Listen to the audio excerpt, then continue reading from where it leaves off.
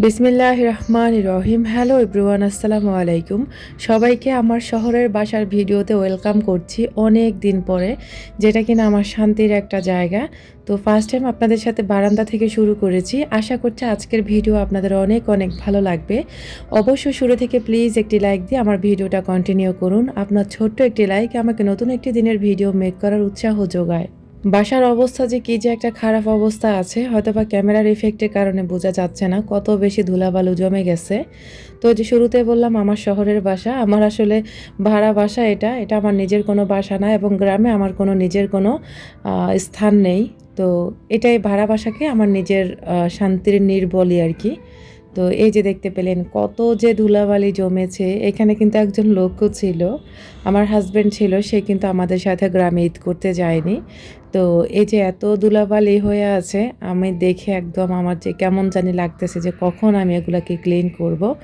যদিও এর মধ্যে এসে আমার হাতের তেল বানানো, আমার মাকে ডাক্তারের কাছে নিয়ে যাওয়া আসা, সব কিছু মিলিয়ে আমার একটা পেরেশানির মধ্যে দিন কেটেছে। তার মধ্যে আরাফকে নিয়ে 6বার আমার উঠতে হয়, 6বার নামতে হয়। তো ওকে নিয়ে আমার পেরেশানিটা একটু বেশি হয়ে যাচ্ছে। ছোট ছোট মানুষ তো, দেখা গেছে 8টা থেকে আমার ওর মাদ্রাসা যাওয়ার টাইম শুরু হয়। এই যে আমি 2 দিনের কাপড় চোপড় এখানে গোসল করে করে জমিয়ে রেখেছিলাম, মানে আমি যে ধুইব তার কোনো সময় আমি পাচ্ছিলাম না। তার সাথে 2টা বেডশিট উঠাইছি, মানে সব কিছু মিলিয়ে কোথাও থেকে বেরিয়ে আসার পরেও, মানে যাওয়ার সময় গুছিয়ে গেলেও তারপরে এত ধুলাবালি যে কিভাবে হয় আর কিভাবে এত বেশি এলোমেলো হয়, এটা আসলে ভাবলে অবাক লাগে আমার কাছে। তো এখন আমি সমস্ত কাপড় চোপড় ভিজিয়ে অফ ক্যামেরায় ধুয়ে ফেলেছি। আর এই যে এখন বারান্দার গ্রিলগুলোকে ভেজা একটা কাপড়ের সাহায্যে ভালো করে মুছে নিচ্ছি, যাতে করে আমার ধোয়া কাপড়গুলোর মধ্যে ময়লা না লাগে। আর কত বেশি ময়লা হয়েছে আপনারা দেখে নিশ্চয় বুঝেছেন। আর এই যে 1 বালতি কাপড় চোপড় এখানে ধুয়েছি, আরও 1 বালতি হবে। মানে আমি যে এই দিনে মানে 4বার আমি কাপড় চোপড় ধুয়েছি, এত কাপড় চোপড় আমাকে ধুইতে হচ্ছে। আর যেহেতু গ্রাম থেকে আসছি, তো মোটামুটি কাপড় চোপড় আসলে হয়ে যায়।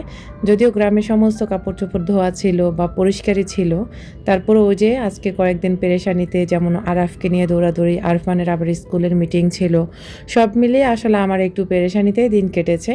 তো যাই হোক, এখন চলে এসেছি নিজের বাসাতে ইনশাল্লাহ। এবার আস্তে আস্তে আপনাদের প্রিয় প্রিয় বাসা থেকে প্রিয় প্রিয় কাজগুলো অবশ্যই শেয়ার করব। আপনারা আমার গত ভিডিওগুলোতে কেউ দেখেছেন, কেউ বা দেখেননি, তো আমার খুব খারাপ লেগেছিল। তবে গ্রামের ভিডিওগুলো আমার কাছে খুব ভালো লাগে, এ কারণে আপনাদের সাথে শেয়ার করি। এখন চলুন, আমি চলে এসেছি কাঁঠাল ভাঙতে। কাপড় চোপড় বারান্দা সব কিছু দিয়ে এখন কাঁঠাল ভাঙতে এসেছি। এই সেই বিখ্যাত বিশেষ কাঁঠাল, যেই কাঁঠালের ভিতরে অনেক গুপ্তধন লুকিয়ে আছে। তো এই কাঁঠাল আমি আসার পরের দিনে হচ্ছে পেকে গেছে, গাড়ির গরমে কাঁঠাল পেকে যায়। তো এই কাঁঠালটা ভাঙতে গিয়ে সত্যি আমার ছোটো ভাইয়ের বউর কথা খুব মনে পড়েছিল। সেই কিন্তু প্রেগনেন্ট এখন, তো কাঁঠালটা ও রেখে দিতে চেয়েছিল, কিন্তু আমি রাখতে দিই নাই, যাতে করে আমার শ্বশুর শাশুড়ি বলতে না পারে যে তাদের বাড়ির কাঁঠাল আমার বাবার বাড়িতে কেন দিয়ে আসছে, এটা যেন তারা কখনোই বলতে না পারে। এ কারণে আমি নিয়ে এসেছি। তো তারপরও চেয়েছিলাম ফ্রিজে রাখার জন্য, ও যাতে খেতে পারে, কিন্তু এগুলো ফ্রিজে রাখলে একদম পানি ছেড়ে দিবে, নষ্ট হয়ে যাবে। তারপর আর রাখা হয়নি। তো এই যে এখন হচ্ছে কাঁঠালগুলো ভেঙে নিচ্ছি। তবে কাঁঠালগুলো এত মজার হয় বিশ্বাস করবেন না, ওনাদের বাড়ির কাঁঠালগুলো একটু বেশি স্পেশাল। আমার গত ভিডিওতে আমার শ্বশুর বাড়ি নিয়ে আমি যা কথা বলেছি তার একটা কথাও আমি মিথ্যা বলিনি। তবে আমি আপনাদের সাথে ক্লিয়ার করে কোনো কথাই বলিনি, হালকা পাতলা একটু কথা বলেছি, জাস্ট এইটুকুই। আমি আপনাদের সাথে ক্লিয়ার করে এখনও বলিনি, আর কখনো এ পর্যন্ত ভিডিওতে বলিনি যে আমার শ্বশুর বাড়িতে আসলে কী সমস্যা। তো আমি হয়তোবা মানে এদিক সেদিক করে একটু কথা বলি, তবে ক্লিয়ার করে আমি বলি না যে এটা হয়েছে বা ওইটা হয়েছে। তবে হয়তোবা কোনো একদিন যদি এই সিচুয়েশন হয়, তবে অবশ্যই আপনাদের সাথে আমি সব কিছু খোলামেলা আপনাদের সাথে ইনশাল্লাহ আমি শেয়ার করব। আমার জায়গায় অন্য কোনো মেয়ে থাকলে আসলে কী করতো আমি জানি না, তবে আমার পরে পরে যাদের বিয়ে হয়েছে তারা সবাই সংসার নিয়ে অনেক বেশি প্রতিষ্ঠিত হয়ে গেছে, যেখানে আমি হতে পারিনি। আমার সাথে আমাদের বাড়ির আরও 3টা মেয়ের আমার শ্বশুর বাড়ির পাশাপাশি মানে পাশের বাড়িতেই বিয়ে হয়েছে।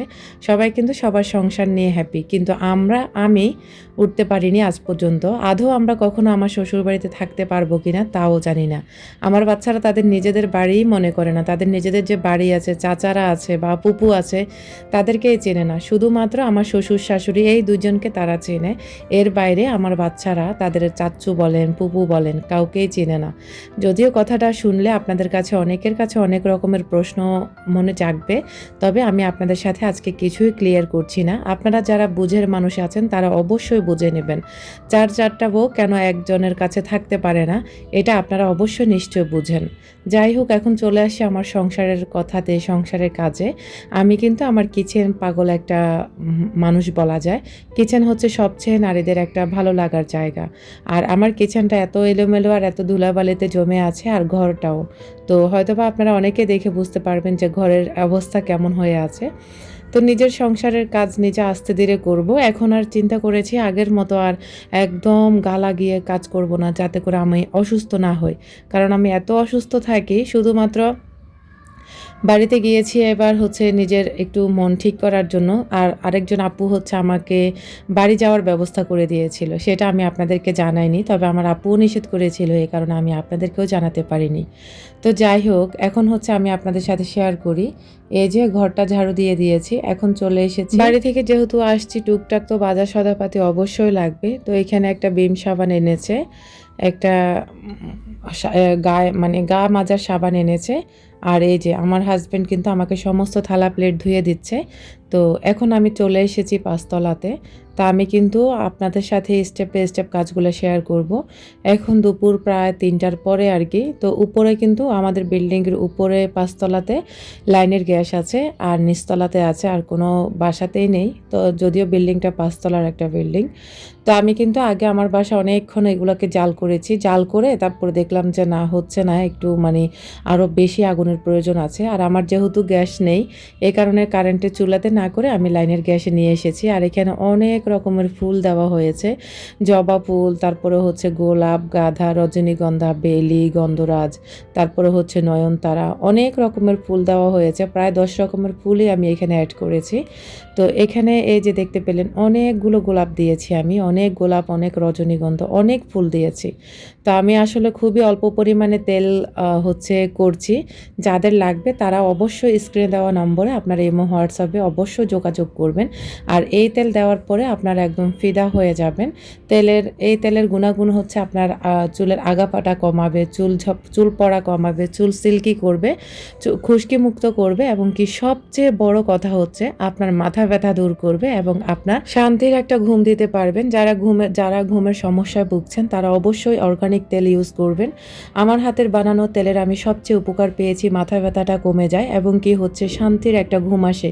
যে ঘুম অনেকেই মেডিসিন খেয়ে ঘুমাতে পারে না, সেই রকম একটা ঘুম আসে, যেটা আমি নিজে প্রমাণ। আমার এক মামি নিয়েছিল, আমার আপন মামি নিয়েছিল। আমার মামি এতটা অসুস্থ, উনি সবসময় মেডিসিনের উপরে থাকে, ওনাকে কিন্তু সব সময় ঘুমের ওষুধ খেতে হয়। কিন্তু আমার মামি এই তেল নেওয়াতে এত বেশি ঘুমাইছে, যেটা আসলে প্রমাণ, মানে উনি নিজেই প্রমাণ, আমরা নিজেরাও প্রমাণ। কারণ এই তেল আমরা দিই, আমার হাজব্যান্ড, আমার সন্তানরা, আমরা সবাই দিয়ে থাকি। তবে যাদের ঠান্ডার বেশি সমস্যা তারা রাতের বেলা তেল দিবেন না।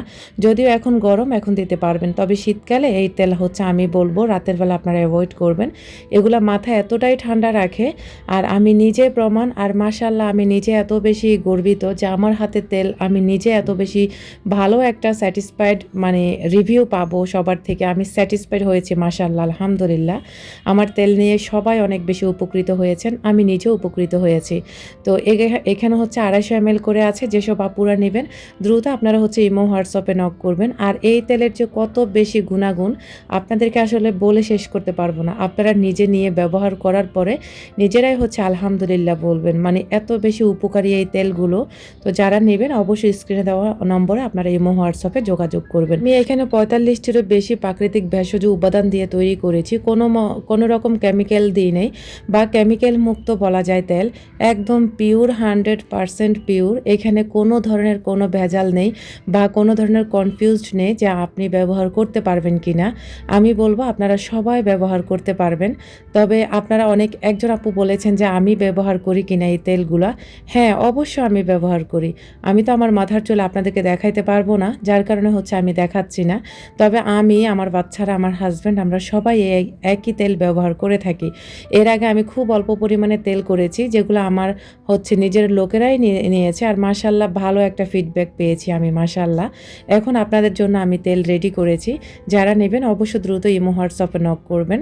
তবে আপনাদের যদি আমি ভালো একটা সাড়া পাই, তাহলে ইনশাআল্লাহ আমি বড় আকারে আমার তেলের বিজনেসটা শুরু করব। যারা নিতে আগ্রহী অবশ্যই আপনারা একবার নিয়ে ট্রাই করবেন। তারপরে আপনারা নিজেরাই বুঝতে পারবেন যে এই তেলের কতটা গুণাগুণ, বা এই তেলের গুণাগুণ বলে আপনি শেষ করতে পারবেন না। এই তেলগুলোর পিছনে কিন্তু অনেক কিছু খরচ করতে হয়, অনেক রকমের তেল, অনেক রকমের ভেষজ উপাদান মেশাতে হয়। তো সবাই সব কিছু সংগ্রহ করতে পারে না, যার কারণে হচ্ছে সবাই সব কিছু করতেও পারে না। আর এইবার কিন্তু এই 2বার আমি তেল বানিয়েছি নিজের হাতে, তখন বুঝলাম আসলে এই তেলগুলার মানে হাতে বানানো তেলগুলার এত বেশি দাম কেন। তা আমি বলবো এই তেলগুলো আসলে দাম হলেও আমি বলবো এগুলো আপনারা নিয়ে একদম আলহামদুলিল্লাহ বলবেন। কারণ এগুলার পেছনে কত বেশি শ্রম দিতে হয়, আর এগুলার যে কি পরিমাণ দাম প্রতিটা জিনিসের। হয়তোবা কিছু জিনিস, যেসব জিনিসগুলো গ্রাম থেকে সংগ্রহ করা যায় সেগুলো হয়তোবা সহজ, আর সব সিজনে সব কিছু পাওয়াও যায় না। তো আবার অনেক এমন জিনিস আছে যেগুলো অনেক কষ্টের বিনিময় তারপরে হচ্ছে সংগ্রহ করতে হয়। তেলের গুণাগুণ ধরে রাখার জন্য কিন্তু আমাদেরকে অনেক কিছু মানে এখানে যোগ করতে হয়। যেমন ধরেন অনেক কিছু আছে যেগুলো হয়তো বা সিক্রেটই থাকে, তবে এগুলা ছাড়া তেলে মানে কোনো কাজই করে না, আপনার চুলের কোনো উপকারে আসবে না। এইসব জিনিসগুলা আমি অ্যাড করে থাকি। তা আমি যে বললাম না, একদম 45টিরও বেশি উপাদান দিয়ে আমি এবারে তেলগুলো আমি মানে বানিয়েছি আপনাদের জন্য, তৈরি করেছি। এর আগে যে তেলটা দিয়েছি, তেল বানিয়েছি সেটাতে দিয়েছি 37টিরও বেশি। এবার কিন্তু আমি 45টিরও বেশি উপাদান দিয়ে আপনাদের জন্য ভেষজ উপাদান নিজের হাতে অর্গানিক তেল তৈরি করেছি। যারা নিতে আগ্রহী অবশ্যই আপনারা নিয়ে একবার হলো আমাকে ট্রাস্ট করতে পারেন যে আসলে আমার তেল কতটুকু উপকারে আসছে আপনার। তো যাই হোক, এখন আপনাদের সাথে আমি শেয়ার করি আমার সংসারের সমস্ত কাজবাজ। তো সারাদিন কিন্তু অনেক ব্যস্ত ছিলাম, অনেক কাজ করেছি। এখন কিন্তু রাতের বেলা চলে এসেছি বেডরুমটাকে গোছানোর জন্য। তো বেডরুমে আসলে প্রতিদিন ইচ্ছা করে না যে একদম প্রতিদিন কাজ করি, কারণ আরএফকে নিয়ে বেশ দৌড়াদৌড়ির মধ্যে আমাকে থাকতে হয়। তো ও 6বার ওকে নিয়ে আসতে হয়, যেটা শুরুতে আপনাদেরকে বলেছি ভিডিওতে। তো এতবার যদি একজন মানুষ উঠানামা করে, আবার 4 তলা, তারপরে বাসা থেকে আবার আমি নিজে একা হেঁটে গেলে 6 থেকে 7 মিনিট লাগে, আর ওকে নিয়ে গেলে 10 থেকে 15 মিনিট অবশ্যই লেগে যায়। তো এই কারণে আবার উঠে আসা 4 তলার উপরে মানে হাঁপিয়ে যায়, শরীর একদম দুর্বল হয়ে যায়। আসার পরে প্রায় 20 থেকে আধা ঘন্টা মানে 20 মিনিট থেকে আধা ঘন্টা আমাকে রেস্ট করতে হয়, তারপরে আবার কাজে হাত দিতে হয়। তো এরকম করতে করতে সারাটা দিন যে আমার কিভাবে যাচ্ছে আমি নিজেও জানি না। মানে এত পেরেশানি আর এত ব্যস্ততা, সত্যি কথা নিজেকে মাঝে অনেক বেশি বিরক্তি লাগে যে এত ব্যস্ততা যত একদিন যাচ্ছে ততই বুঝতে পারছি জীবনের মানেটা আসলে কী। তো যাই হোক, আপনারা সবাই আমার জন্য অনেক দোয়া করেন। আরফান আরফকে আপনারা অনেক ভালোবাসেন, আমিও আপনাদের সবার জন্য মন থেকে অনেক দোয়া করি। আপনাদের সাথে অনেক গল্প করে ফেলেছি, আপনারা এখনও আছেন কিনা জানি না, তবে লাইক দিয়েছেন কারা তাও জানি না। তবে আমার প্রিয় মানুষগুলো আমি লাইকের কথা না বললেও তারা নিজে থেকে আমাকে অনেক আগে থেকে লাইক দিয়ে ফেলে। আপনাদের সবার প্রতি অনেক কৃতজ্ঞতা। আর যারা আমার ভিডিওতে লাইক দেন না তাদের প্রতিও অনেক কৃতজ্ঞতা, কারণ তারা আমার ভিডিওগুলো দেখে আমি কখন কি করি, কোন অবস্থাতে আছি, আমি কি খাই না খাই সবগুলোই আমাকে ফলো করে থাকেন। তার জন্য আপুদেরকেও অনেক থ্যাংক ইউ, মন থেকে বলি। এখন চলে এসেছি আবারও পরের দিন সকালবেলা। তো রান্না বান্না তো অবশ্যই করতে হবে। তো এখানে পাঙ্গাস মাছ, তারপরে লতি দিয়ে আজকে পাঙ্গাস মাছ রান্না করব। আর আমার হাজব্যান্ড আমি যেভাবে বক্সে মাছ রাখি ঠিক সেমভাবে ও বাজার থেকে মাছ এনে সুন্দর করে পরিষ্কার করে বক্সে পরে আমার জন্য রেখে দিয়েছিল। তো এই যে এখন হচ্ছে আমি লতি কেটে নিয়েছি অফ ক্যামেরাতে। আর আরাফকে যখন আনতে যাই তখন হচ্ছে আমার বাজার সদাইপাতি আমি নিজে আনতে পারি, যেমন কাঁচা বাজারগুলো আর কি। যদিও বাজার করাটা আমি একদমই পছন্দ করি না, আমার ভালো লাগে না আমি নিজে বাজার করাটা। তো সবসময় আমার হাজব্যান্ডই বাজার করে। তো এদিক দিয়ে হচ্ছে রান্না করতে গিয়ে মানে যখন রান্নাটা বসাবো তখন দেখলাম যে রসুন নেই, একদমই শেষ। তো এগুলো কিন্তু কোয়া রসুন ছিল আমার ফ্রিজে। একসাথে আপনাদের ভাইয়া 1 কেজি 1.5 কেজি বা 2 কেজি একসাথে এনে রাখে, প্রায় অনেক মাস চলে যায়। তো এগুলাই হচ্ছে লাস্ট, আর এগুলার পরে কিন্তু আর নেই। তা আমি ভালো করে বেছে তারপর হচ্ছে ব্লেন্ড করে নেব। আর রান্নার সময় এরকম যদি হঠাৎ করে আপনি দেখেন মশলাপাতি নেই, তখন যে মেজাজটা কত বেশি র্যাঙ্কে উঠে এটা আসলে বলে বোঝানো যায় না। আর এছাড়াও যে কত কত কাজ আছে সেটাও আসলে বলে বোঝানো যায় না। গ্রামে অনেকে বলে, মানে অনেকে গ্রাম থেকে মানে সরি ভিডিওতে কমেন্ট করেন যে গ্রামে অনেক অনেক কাজ। হ্যাঁ, ঠিক আছে, শহর থেকে গ্রামে একটু বেশি কাজ। তবে শহরে এমন কাজ আছে যেগুলো প্রতিদিন প্রতিনিয়ত করতে হয়। আর গ্রামে এমন কিছু কাজ আছে যেগুলো সপ্তাহে 1 দিন না করলেও চলে। তো এর জন্য হচ্ছে শহরের কাজগুলো একটু বেশি মনে হয় আর কি। তো এই যে এখন হচ্ছে আমি একটা মাথা দিয়ে তারপরে হচ্ছে এই মানে লতিগুলো রান্না করে নিচ্ছি। আর ভুনা করব আর কি। এদিক দিয়ে হচ্ছে আমার লতি রান্না শেষ হয়ে গেছে। ওই যে বিখ্যাত কাঁঠালটা খেয়েছিলাম, আর কাঁঠালগুলা মাশাআল্লাহ অনেক বেশি ভালো। তো কাঁঠালের সমস্ত বিচি নষ্ট হয়ে যাবে, এই কারণে ভাবলাম সবগুলো একসাথে ভেজে রেখে দেব। আমাদের যখন খেতে মন চাইবে তখন আমরা খেতে পারবো। তবে দেখলাম যে আমার হাজব্যান্ড কাঁঠালের বিচি এত পছন্দ করে, ছোট মানুষের মতো, বিশ্বাস করবেন না। এই কাঁঠালের বিচি মানে বেশি ওই খেয়েছে। যাই হোক, আজকের মতো এখানেই বিদায় নিচ্ছি। আল্লাহ হাফেজ।